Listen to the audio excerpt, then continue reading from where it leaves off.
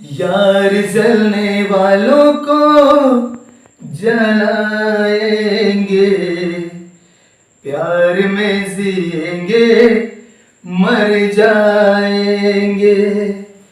हम प्यार करने वाले दुनिया से न डरने वाले, दुनिया से न डरने वाले। यार जलने वालों को जलाएंगे, प्यार में जिएंगे मर जाएंगे। आइए दोस्तों, इसी जज्बात के साथ हम लोग अपनी सफलता से अपने पड़ोसियों को जलाएंगे। और दोस्तों, हम लोग आज चर्चा करेंगे, जैसे हाई स्कूल में अक्सर पूछ लिया जाता है बोर्ड परीक्षा में कि जब वस्तु को अवतल दर्पण में अनंत पर रखेंगे या फिर केंद्र पर रखेंगे या फिर फोकस पर रखेंगे। इसी तरह बेटा कि अनंत और केंद्र के बीच में रखेंगे या फिर केंद्र या फोकस के बीच में रखेंगे तो उसका प्रतिबिंब कहां पर प्राप्त होगा। ऐसे क्वेश्चन अक्सर पूछ लिए जाते हैं और ये प्रत्येक वर्ष पूछे ही जाते हैं।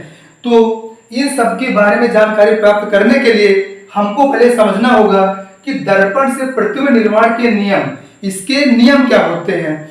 तो इसके मुख्य बेटा 3 नियम होते हैं, लेकिन इससे पहले मैं आप लोगों को बताना चाहता हूं कि इन नियमों को भी समझने से पहले हमको ये पता होना चाहिए दर्पण क्या होता है, दर्पण के प्रकार कितने होते हैं और दर्पण से संबंधित परिभाषाएं क्या होती हैं। तो दर्पण संबंधित परिभाषाओं में बेटा पूछ लिया जाता है कि वक्रता केंद्र C क्या होता है, मुख्य फोकस क्या होता है, ध्रुवी क्या होती है।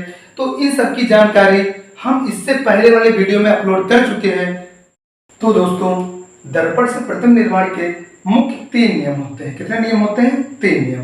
तो देखिए, पहले नियम के बारे में हम लोग जानते हैं। पहला नियम ये कहता है बेटा कि दर्पण के मुख्य अक्ष के समांतर, दर्पण के ये अपना मुख्य अक्ष है, दर्पण के मुख्य अक्ष के समांतर आने वाली प्रकाश किरणें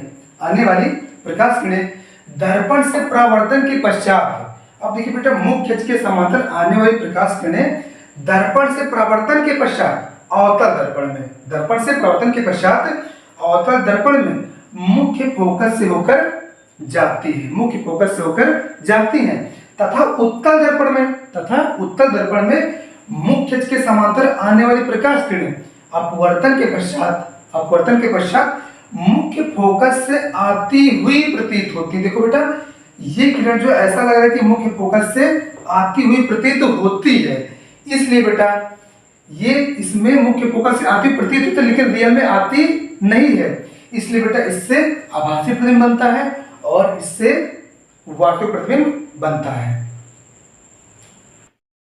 बेटा दूसरा नियम यह है कि मुख्य फोकस से होकर जाने वाली प्रकाश किरणें, मुख्य फोकस से होकर जाने वाली प्रकाश किरणें अवतल दर्पण में तथा मुख्य फोकस से जाती हुई प्रतीत होने वाली प्रकाश किरणें तथा मुख्य फोकस से होकर जाती हुई प्रकाश किरणें उत्तल दर्पण में परावर्तन के पश्चात मुख्य अक्ष के, मतलब बेटा मुख्य अक्ष के समांतर हो जाती है, मुख्य अक्ष के समांतर हो जाती है। यह बेटा इसका द्वितीय नियम है।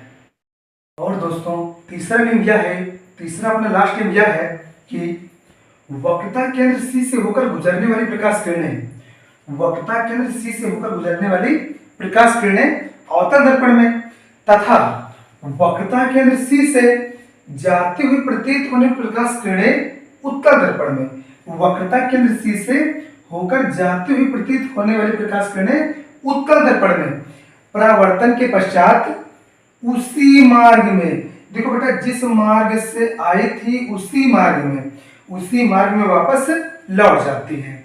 तो यहाँ पर बेटा देखिए, जिस मार्ग से आई थी उसी मार्ग में वापस लौट जाती है, अर्थात बेटा केंद्र से होकर गुजरने वाली प्रकाश किरणें परावर्तन के पश्चात उसी मार्ग में वापस लौट जाती है।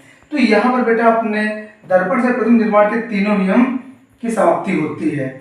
और नेक्स्ट वीडियो में हम लोग जानेंगे अवतल दर्पण से प्रतिबिंब का बनना। Thank you.